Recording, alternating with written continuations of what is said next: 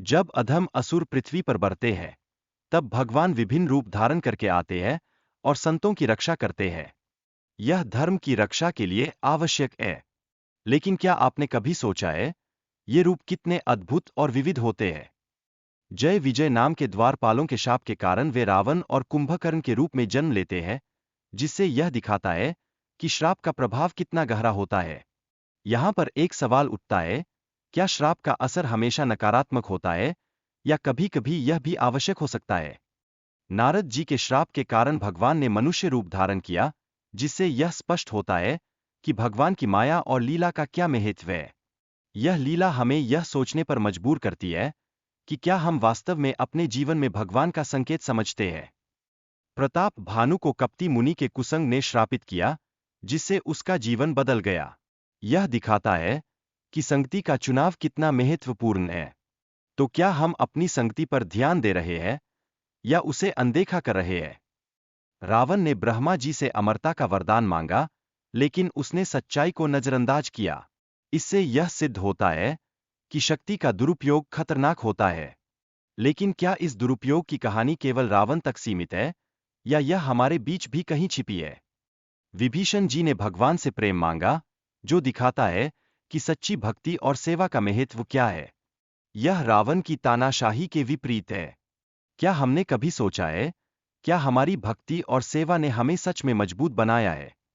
निशाचरों द्वारा माता पिता और साधुओं का अपमान करने का उल्लेख किया गया है, जो समाज में पाप और अराजकता का कारण बनता है।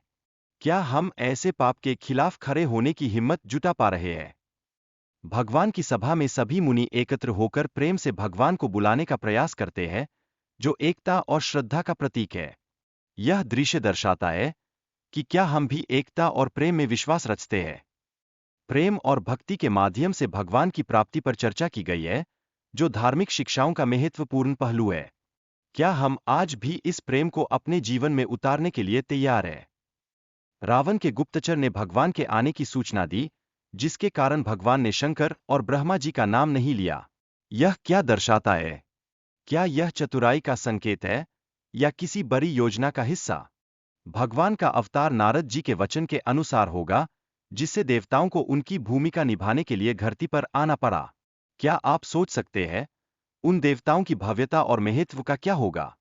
अयोध्या का स्वरूप अद्भुत है, और इसके उद्घाटन के बाद लोग वहां अधिक संख्या में पहुंच रहे हैं। यह स्थान क्यों इतना आकर्षित करता है? क्या यह केवल एक स्थान है, या इससे कहीं अधिक का संकेत है? दशरथ जी का व्यक्तित्व और उनके गुणों का वर्णन किया गया है। वे धर्म के घुरी और ज्ञान के भंडार माने जाते हैं। लेकिन क्या यह गुण केवल उन्हें ही विशिष्ट बनाते हैं, या क्या आज भी ऐसे गुणों की कमी है? राम जी के धनुष का नाम सारंग बताया गया है। यह राम जी के हाथ में विराजमान धनुष का महत्व दर्शाता है। क्या यह धनुष केवल एक हथियार है, या यह एक प्रतीक है शक्ति और न्याय का? दशरथ जी की तपस्या और पूर्वजन्म की कथा का वर्णन किया गया है। यह दर्शाता है कि कैसे उन्होंने राम जी का दर्शन किया। क्या हम भी अपने जीवन में उन अनुभवों को खोजना चाहेंगे? महाराज की व्याकुलता का कारण यह था कि उनके घर में कोई पुत्र नहीं था, लेकिन गुरु जी ने उन्हें धैर्य रखने की सलाह दी। क्या आप कभी ऐसे क्षणों में धैर्य रखने की कला सीखी है? यज्ञ की रचना के समय गुरु जी ने बताया कि आहुति मुनियों ने दी थी, और भगवान की कृपा से अग्नि देवता प्रकट हुए। यह क्या दर्शाता है? क्या यह हमें संयुक्त प्रयास और भगवान की कृपा में विश्वास बनाने का संदेश देता है?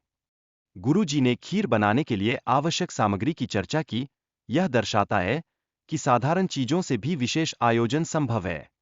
लेकिन क्या हम अपने साधारण से जीवन को विशेष बनाने के लिए उत्साहित हैं? भगवान राम के जन्म के समय का वर्णन किया गया है, जिसमें तिथि और समय का विशेष महत्व है। यह घटना अयोध्या में हुई थी।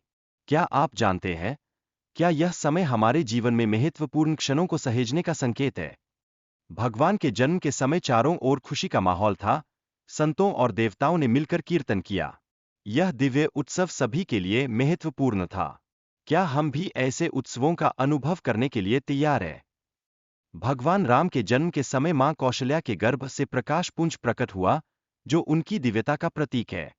यह दृश्य अत्यंत अद्भुत था। क्या आप इसे अपने मन की आंखों से देख सकते हैं?